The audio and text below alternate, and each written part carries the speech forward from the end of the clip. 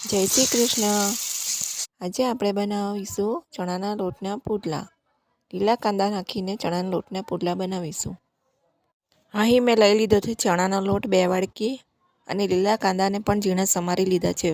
પછી એમાં આપણે લીલા કાંદા ઉમેરીશું. 4-5 લીલા મરચાંને કાપીને સમારી લીધા છે તે પણ આપણે ઉમેરીશું. અને સૂકું લસણ ઝીણું સમારી લીધું છે તે પણ આપણે ઉમેરીશું. 1 ચમચી હળદર, 1 ચમચી મરચું પાવડર અને મીઠું સ્વાદ અનુસાર આપણે એમાં ઉમેરીશું. પછી આપણે એને બરાબર હાથ વડે મિક્સ કરી લઈશું.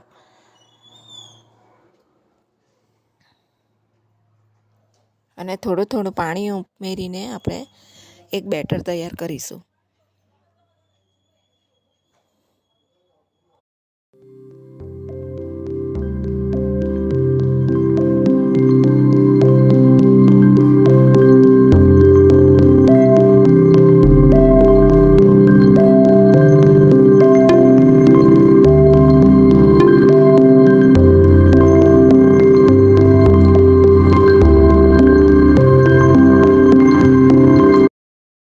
અહીં આપણું બેટર રેડી થઈ ગયું છે. હવે આપણે એક તવી પર તેલ નાખીશું અને બેટરને એના પર પાથરી દઈશું. આ રીતે આપણે બેટરને તવા પર નાખીને હાથ વડે રોટલાની જેમ પાથરી દઈશું.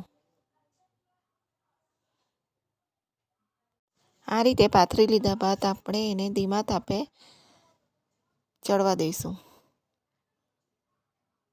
અને પછી એક બાજુથી ચડી જાય એટલે એને આપણે ફેરવી દઈશું. એવી જ રીતે બીજો પડ પણ ધીમા તાપે થવા દઈશું અને ધીરે ધીરે આપણે ફેરવી લઈશું. જરૂર લાગે તો આપણે તેલ ઉમેરીશું.